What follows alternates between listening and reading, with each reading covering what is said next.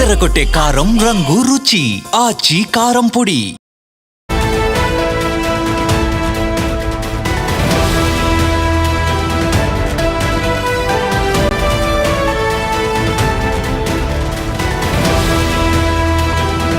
అమెరికాకు పాకిస్తాన్లో ఖనిజాలు దారదత్తం కాబోతున్నాయా? ఖనిజాల కోసమే పాకిస్తాన్తో ట్రంప్ కొత్త ఫ్రెండ్షిప్ చేయబోతున్నారా అంటే అవునని అనిపిస్తుంది. అరుదైన ఖనిజాలను ట్రంప్కు చూపించాడు మునీర్. విలువైన రాళ్లను పెట్టెలో తీసుకెళ్లాడు పాక్ ప్రధాని, అలాగే అక్కడి మిలిటరీ చీఫ్. ఖనిజాలతో ట్రంప్ను బుట్టలో వేసుకునే ప్రయత్నం చేస్తున్నారు. ఇటీవల వైట్ హౌస్లో ట్రంప్ను కలిశారు పాక్ ప్రధాని షరీఫ్, ఆర్మీ చీఫ్ మునీర్. ట్రంప్కు బలూచిస్తాన్లో దొరికే అరుదైన అత్యంత విలువైన ఖనిజాలతో కూడిన ఓ పెట్టెను షెహబాజ్ బహుకరించారు. ఖనిజాల విశిష్టతను ట్రంప్కు వివరించారు మునీర్. ఖనిజాల గురించి ఆసక్తిగా తెలుసుకున్నారు ట్రంప్.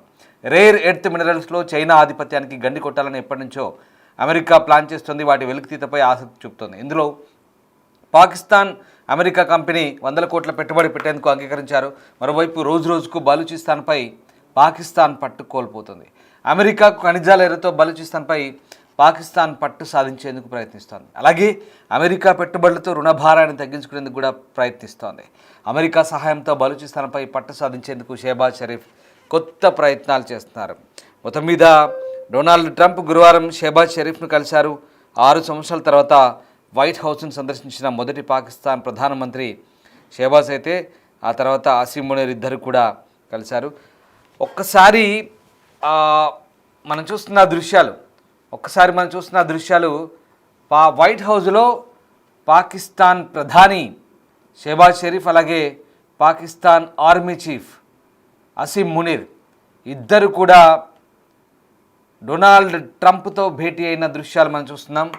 ఆ దృశ్యాలు ఒకసారి చూస్తే కనుక మనకు క్లియర్గా అర్థమవుతుంది. ఏదో బహుకరించేందుకు డొనాల్డ్ ట్రంప్ కోసం ఆ పెట్టెలో తీసుకెళ్ళినట్టుగా మనకు కనబడుతుంది కదా. పాకిస్తాన్ ప్రధాని అలాగే ఆర్మీ చీఫ్ అసీం మునీర్ ఇద్దరు కూడా డొనాల్డ్ ట్రంప్కి ఏదో పెట్టెలు బహుకరిస్తున్నట్టుగా మనకు కనబడుతుంది కదా. ఆ సినిమా డైలాగ్ గుర్తుందా? ఎక్కడో కొడుతుంది సీనా అన్నట్టుగా. అదేదో నిజంగా ఆ వ్యవహారం చూస్తుంటే అలాగే అనిపిస్తుంది. ఎందుకంటే బలూచిస్తాన్లో అత్యంత విలువైన ఖనిజ సంపద, అపార ఖనిజ సంపద ఇప్పటికే ఉంది. సో అపార ఖనిజ సంపదను ఇప్పటికే చైనాకు దోచిపెడుతోంది పాకిస్తాన్.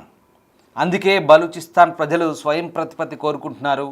అక్కడి ప్రజలు తమ పాలన తాము చేసుకుంటామంటూ పోరాటాలు చేస్తున్నారు. కానీ ఇక్కడ మళ్ళీ ఇప్పుడు అమెరికాకి దోచిపెడదామని పాకిస్తాన్ మళ్ళీ ప్లాన్ చేస్తోంది.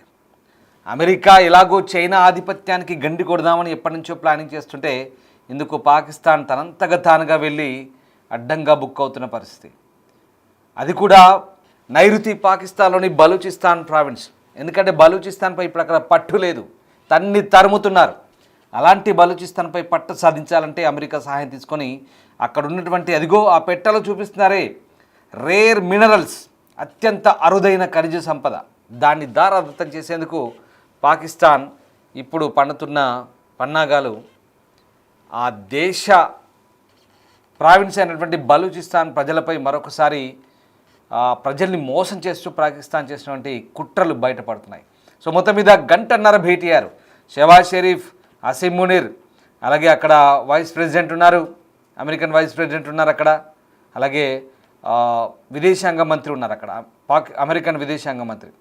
వీళ్ళంతా కూడా ఒకసారి చూడండి, దృశ్యాలు చూసినా మనకి అర్థమవుతాయి. సో అత్యంత అరుదైనటువంటి ఈ ఖనిజాలను ప్రస్తుతం పాకిస్తాన్ అమెరికాకి ఇచ్చేందుకు సిద్ధమవుతున్నట్టు కనబడుతుంది. తద్వారా బలూచిస్తాన్పై పట్టు సాధించేందుకు కూడా మరొకసారి మనకు ఈ ప్రయత్నాలు చేసినట్టుగా అర్థమవుతుంది. చూడండి, అది ఓవల్ ఆఫీస్లో ట్రంప్ చూస్తుండగా మునీర్ అరుదైన భూమి ఖనిజాలను కలిగి ఉన్న ఒక చెక్క పెట్టె వైపు చూపుతున్నట్ల ఆ బొమ్మలో మనకు కనిపిస్తుంది. అందులో షరీఫ్ కూడా నవ్వుతూ నిలబడి కనిపించారు. చూస్తున్నారుగా క్లియర్గా. సో 6 సంవత్సరాల తర్వాత వైట్ హౌస్ను సందర్శించిన తొలి పాకిస్తాన్ ప్రధాని షరీఫ్ను ఓవల్ కార్యాలయంలో అమెరికా అధ్యక్షుడితో అరుదైన ముఖాముఖి నిర్వహించిన మునీర్ను ట్రంప్ కలిశారు. జేడీ వాన్స్ ఉన్నారు వైస్ ప్రెసిడెంట్, అలాగే అమెరికన్ విదేశాంగ మంత్రి మార్క్ రూబియో కూడా ఉన్నారు. దాదాపు గంటన్నర పాటు మీటింగ్ జరిగింది. ప్రపంచవ్యాప్తంగా ఉన్న సంఘర్షణ అంతం చేయడానికి ట్రంప్ నిజాయితీ ప్రయత్నాలకు ఆయన శాంతి మనిషిగా షెహబాజ్ అభివర్ణించారంటూ ఆయన కార్యాలయం నుంచి వచ్చిన ప్రకటన ఇది. ట్రంప్ చాలా గొప్పగా పనిచేస్తున్నారు, ట్రంప్ శాంతి కాముకుడు, ట్రంప్కు నోబెల్ ఇవ్వాలంటూ గతంలోనే మునీరు ఆకాశానికి ఎత్తాడు కదా. సో ఇప్పుడు మళ్ళీ అదే పాత పాట పాడుతున్నాడు. సో జూలైలో పాకిస్తాన్ అమెరికా మధ్య కుదిరిన సుంకాల ఒప్పందానికి ట్రంప్కు కృతజ్ఞతలు తెలిపారు. పాకిస్తాన్ దిగుమతులపై 19% సుంకాలు విధించే వాణిజ్య ఒప్పందానికి ఇరు దేశాలు చేరుకున్నాయి. పాకిస్తాన్ చమురు నిల్వలను అభివృద్ధి చేయడానికి వాషింగ్టన్ సహాయం చేయడానికి వీలు కల్పిస్తుందట. సో అలాగే ట్రంప్ నాయకత్వంలో పాకిస్తాన్ అమెరికా భాగస్వామ్యం రెండు దేశాల మధ్య ప్రయోజనాల కోసం మరింత బలోపేతమవుతుందంటూ ట్రంప్ చెప్తున్నాడు, షరీఫ్ చెప్తున్నాడు. సో పాకిస్తాన్ వ్యవసాయం, ఐటీ, గనులు, ఖనిజాలు, ఇంధన రంగాల్లో పెట్టుబడులు పెట్టాలని అమెరికన్ కంపెనీలకు ఆహ్వానించినట్టుగా ఒక ప్రకటన అయితే వచ్చింది. సో అనేక సంవత్సరాలుగా దెబ్బతిన్న సంబంధాల తర్వాత ఈ ద్వైపాక్షిక సంబంధాలు గణనీయమైన మెరుగుదల చూపిన తరుణంలో ఈ సమావేశం జరిగింది. సో పాకిస్తాన్ అరుదైన ఖనిజాలపై అమెరికా కన్నేసిందనడానికి ఇది ఈ భేటీ ప్రత్యక్ష ఉదాహరణ. ఎందుకంటే పాకిస్తాన్లో పాలీమెటాలిక్ రిఫైనరీ ఏర్పాటు చేయడం వంటి సహకార ప్రణాళికల కోసం మిస్సోరికి చెందిన యుఎస్ స్ట్రాటజిక్ మెటల్స్తో ఈ నెలలో పాకిస్తాన్ ఫ్రాంటియర్ వర్క్స్ ఆర్గనైజేషన్ ఒక అవగాహనకు వచ్చింది. అది సంతకాలు కూడా ఆయన ఒక ఎంఓయూ చేసుకున్నారు. సో ఆ రకంగా కీలకమైన ఖనిజాలను ఉత్పత్తి చేయడం, రీసైక్లింగ్ చేయడంపై ఈ యుఎస్ సంస్థ దృష్టి పెట్టింది. వీటిని అక్కడ యుఎస్ ఏదైతే ఎనర్జీ డిపార్ట్మెంట్ ఉందో, సో ఆ ఇంధన డిపార్ట్మెంట్ ఏదైతే ఉందో వాటికి ఆ ఇంధన ఉత్పత్తికి సంబంధించినటువంటి సాంకేతిక పరిజ్ఞానంలో అవసరమైనట్టుగా వీళ్ళు భావిస్తున్నారు. సో ఆ రకంగా పాకిస్తాన్ నేషనల్ లాజిస్టిక్స్ అట్లాగే పోర్చుగీస్ ఇంజనీరింగ్ నిర్మాణ సంస్థ మెటా ఎంగిల్ గ్రూప్ మధ్య మరొక రెండో ఒప్పందం కుదిరింది. ఇంతకీ ఏం ఒరగబోతుంది, అమెరికాకి ఏం దొరకబోతుంది చూద్దాం ఒకసారి. పాకిస్తాన్లో రాగి, బంగారం, అరుదైన భూములు, ఇతర ఖనిజ వనరులపై యుఎస్ ఈ స్ట్రాటజిక్ కంపెనీ ఏదైతే ఉందో, అలాగే మెటా ఎంగిల్ పోర్చుగీస్ వాళ్ళు ఉన్నారు కదా, ఈ రెండు బృందాలతో షరీఫ్ చర్చలు జరిపినట్టుగా ఒక ప్రకటన వచ్చింది. సో విలువ ఆధారిత సౌకర్యాలను అభివృద్ధి చేయడానికి, ఖనిజాలను ప్రాసెసింగ్ చేయడానికి పెద్ద ఎత్తున ప్రాజెక్టు చెప్పడానికి ఇరుపక్షాలు సిద్ధమైనట్టుగా తెలుస్తుంది. యాంటిమోనీ, రాగి, బంగారం, టంగ్స్టన్, అరుదైన భూమి మూలకాలు పాకిస్తాన్ నుంచి సులభంగా లభించే ఖనిజాలను ఎగుమతి చేయడంతో వెంటనే ఈ ఒప్పందం స్టార్ట్ అవుతుందని చెప్తున్నారు. సో పాకిస్తాన్ దగ్గర $1 ట్రిలియన్ విలువైన ఖనిజ విలువలు ఉన్నాయి. ఖనిజ రంగంలో విదేశీ పెట్టుబడులు దీర్ఘకాలిక ఆర్థిక సంక్షోభాన్ని గట్టెక్కిస్తాయని, ఆ విదేశీ రుణాల భారం నుంచి బయటపడతాయని షరీఫ్ చెప్తున్నారు. సో పాకిస్తాన్ ఖనిజ సంపదలో ఎక్కువ భాగం ఈ తిరుగుబాటుదారులు ఉన్నటువంటి నైరుతి ప్రభావిత బలూచిస్తాన్ ప్రావిన్స్లో ఉంది. అక్కడ వేర్పాటువాదులు, విదేశీ సంస్థలు ఈ వనరులు వెలికి తీయడానికి వాళ్ళంతా కూడా వ్యతిరేకిస్తారు. సో ఇంకొక విషయం ఇక్కడ మనము ఉక్రెయిన్పై కూడా ఉక్రెయిన్ విషయంలో కూడా అమెరికా ఏం కన్నేసింది, దాదాపుగా ఉక్రెయిన్లో ఉన్నటువంటి అత్యంత విలువైన $500 బిలియన్ అంటే సుమారు 43 లక్షల కోట్ల విలువైన సంపదను అమెరికా కోరుకుంది. దాంతో కొంత రోజులు ఉక్రెయిన్ అధ్యక్షుడు వ్యతిరేకించాడు. కానీ తర్వాత మళ్ళీ నయానో భయానో దారికి తెచ్చుకొని ఇప్పుడు ఉక్రెయిన్లో ఉన్న ఖనిజ సంపదల మీద యాక్సెస్కు అమెరికాకు పూర్తి స్థాయిలో అనుమతి ఇచ్చారు. సో ఆ రకంగా $500 బిలియన్ అంటే ఉక్రెయిన్లో కూడా టైటానియం ఉంది, ఉక్రెయిన్లో క్రోమియం ఉంది, రకరకాల ఖనిజ సంపదలనే అక్కడ కూడా దాదాపు 21 రకాల అత్యంత అరుదైన ప్రపంచంలో ఉన్నటువంటి ఖనిజ సంపద ఇక్కడ అమెరికాకు లభించే అవకాశం కనిపిస్తుంది. సో ఆ ఒప్పందం కూడా ఇది మినరల్ డీల్ పూర్తయింది. మరి ఇంతకీ ఏం చేస్తావు నువ్వు, మీకు మినరల్ డీల్ ఇస్తే మమ్మల్ని రష్యాతో ఇబ్బందులు రాకుండా కాపాడుతావంటే ఫస్ట్ అలా కూడా ఒప్పుకోలేదు. మళ్ళీ వాళ్ళని బెదిరించి నీ వల్లే యుద్ధం జరుగుతుంది, నీ వల్లే ఇదంతా జరుగుతుందని బెదిరించి దారికి తెచ్చుకొని ఉక్రెయిన్ కూడా ఇప్పటికి కూడా ఎలాంటి హామీ ఇవ్వకుండానే ఉక్రెయిన్తో డీల్ చేసుకున్నాడు. చూడండి అమెరికా తెలివి.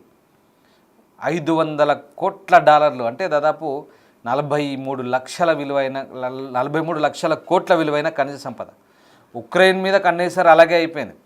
ఇప్పుడు పాకిస్తానోడికి కావాల్సిందేంటి, వాడికి ఎలాగో అప్పుల పాలై ఉన్నాడు, ఆర్థికంగా దిగజారున్నాడు. దానికి తోడు విదేశాల నుంచి అప్పులు తెచ్చుకున్నారు, IMF నుంచి అప్పులు తెచ్చుకున్నారు, ఇంటర్నేషనల్ మానిటరీ ఫండ్ నుంచి. సో అవన్నీ కూడా $1 బిలియన్ అప్పు ఉంది వాళ్ళ నెత్తి మీద. అదొకటి అప్పు తీరిపోతుంది దీని ద్వారా. తర్వాత ఏంటి, బలూచిస్తాన్పై పట్టు వస్తుంది. బలూచిస్తాన్ మొత్తం వాళ్ళ చేతిలో పెట్టారనుకోండి, అప్పుడు అమెరికా, పాకిస్తాన్ కలిసి ఆట ఆడతాయి బలూచిస్తాన్. అప్పుడు అక్కడ బలూచిస్తాన్ వేర్పాటువాదులు అణిచివేయచ్చు అనేది పాకిస్తాన్ కుట్ర. సో ఇది జరుగుతున్నది. సో ఆ రకంగా అమెరికా ఎక్కడ ఏది దొరికినా బిజినెస్ చేస్తుంది ఎక్కడైనా. అంతేందుకు ట్రంప్ కొడుకులు, ట్రంప్ అల్లుడు ఉంటే WLF అనే ఒక కంపెనీ పాకిస్తాన్ క్రిప్టో కరెన్సీలో పెట్టుబడులు ఉన్నాయి, 70% వాటాలు ఉన్నాయి. సో ఆ వ్యక్తిగత ప్రయోజనాలు, అలాగే ఆ దేశం కోసం అరుదైన ఖనిజ సంపద కోసం, చైనా మీద ఆధిపత్యం కోసం, ఇప్పుడు ఆ రేర్ మినరల్ కోసం రాగి, బంగారం, తర్వాత ఇట్లాంటి చాలా రకాల టైటానియం ఇట్లాంటి ఖనిజాలనే బలూచిస్తాన్లో విలువైన అపార ఖనిజ సంపద ఉంది. సో పాకిస్తాన్ కూడా ఆ నైరుతి పాకిస్తాన్లోని బలూచిస్తాన్పై పట్టు సాధించాలంటే అమెరికాని రంగంలోకి దించితే వీళ్లకు డబ్బు వస్తుంది, అప్పులు తీరితే, అలాగే బలూచిస్తాన్పై పట్టు వస్తుంది. ఇది పాకిస్తాన్ పరిస్థితి. మొత్తం మీద బలూచిస్తాన్ను అణిచివేసేందుకు పట్టు సాధించేందుకు జరుగుతున్నటువంటి కుట్ర ఇది. సో కుట్ర అంటే వాళ్ళ దేశపరంగా చూస్తే వాళ్ళకి అది లాభదాయకమని వాళ్ళు భావిస్తారు, కానీ బలూచిస్తాన్ ప్రావిన్స్ మాత్రం నష్టపోతుంది. బలూచిస్తాన్ పరంగా చూస్తే అది చాలా పెద్ద కుట్ర, అది బలూచిస్తాన్ అణిచివేసే కుట్ర. ఏదేమైనా పాకిస్తాన్, అదిగో చూడండి ఆ పిక్చర్, పాకిస్తాన్లో ఉన్నటువంటి ఖనిజ సంపదను అమెరికా చేతిలో పెట్టి అమెరికాకు అంటగట్టేందుకు అమెరికాకు అమ్ముడుపోతున్నారు పాకిస్తాన్. లిటరల్లీ పాకిస్తాన్ అమెరికాకు అమ్ముడుపోతుంది. అదిగో ఈ మునీర్ గార్డ్ అన్నాడే, గతంలో వెళ్ళాడు వాళ్ళ ఆర్మీ చీఫ్, ఆహా ఓహో అంటూ ట్రంప్ మామ చాలా గొప్పగా చేస్తున్నాడు, ఎక్కడా లేనివి ఈయన మొత్తం శాంతి కాముకుడిగా మారాడు, అందరికీ యుద్ధాలు ఆపుతున్నాడు, మాకు ఇండియాకు కూడా యుద్ధం ఆపాడు, ఈయనకు నోబెల్ ఇవ్వాలన్నాడు గతంలో. అంతేకాదు నామినేట్ కూడా చేశాడు నోబెల్కు. సో అది బాగా నచ్చింది ట్రంప్కు, బాగా నచ్చి గంటన్నర టైం ఇచ్చాడు. అదిగో నవ్వులు చిందిస్తున్నారు చూడండి. ఆ చెక్కపెట్టులో ఆ మినరల్స్ అన్నీ చూపిస్తూ మునీర్ గాడు ఏం చూపిస్తున్నాడు, తీసుకో మా దేశం అంతా నీకు రాసిస్తున్నాం, నీకే అంటగట్టినా తీసుకో అంటున్నాడు. అది వాళ్ళ పరిస్థితి. అందులో ఆ షహబాజ్ గారు నవ్వులు చిందిస్తున్నాడు పాకిస్తాన్ ప్రధాని, ఎలాగో నువ్వే దోసుకుంటాగా, దోసుకో, ఇగో ఇది బాగుంది, ఇది బాగుంది, ఇది బాగుంది, దోసుకో అని. అది వాళ్ళ పరిస్థితి. సో ఇది పాకిస్తాన్ పరిస్థితి. ఆర్థిక పరిస్థితులు బాగాలేవు, పూర్తిగా దిగజారిన ఈవేళ చూడండి. అదిగో అందరు తంబు చూపిస్తున్నారు ఏం సాధించారన్న. సో అంటే ఎలాగో మాకు దోసుకోవడానికి యాక్సెస్ ఇచ్చావు కదా, దోసుకో అని నువ్వు ఇలా ఈ రకంగా ఉంది. నిజంగా పాకిస్తాన్ పరిస్థితి అంత దయనీయంగా ఉందో ఈ పరిస్థితులను బట్టి అర్థమవుతుంది. చూడండి, అత్యంత విలువైన ఖనిజ సంపద. ఒకప్పుడు ఇదంతా అఖండ భారత్, తర్వాత పాకిస్తాన్కి వెళ్ళిపోయింది, రకరకాల ఇదంతా చరిత్ర అనుకోండి. సో మొత్తం మీద విలువైన అపార ఖనిజాలను పాకిస్తాన్ అమ్ముడుపోయి అమెరికా చేతిలో పెడుతుందనడానికి ఈ భేటీయే ప్రత్యక్ష ఉదాహరణ. చూడాలి మరి బలూచిస్తాన్లో ఇప్పటికీ వేర్పాటువాదులు ఎక్కడికక్కడ ఆ ప్రాంతంలో పాకిస్తాన్ సైన్యం అడుగు పెడితేనే తన్ని తరుముతున్న పరిస్థితి. మరి ఇప్పుడు చైనా వాళ్ళ పరిస్థితి కూడా అంతే. ఇప్పుడు అమెరికా కనుక ఎంట్రీ ఇస్తే ఇంకెలా ఉంటుందో పరిస్థితి అనేది వేచి చూడాల్సిందే.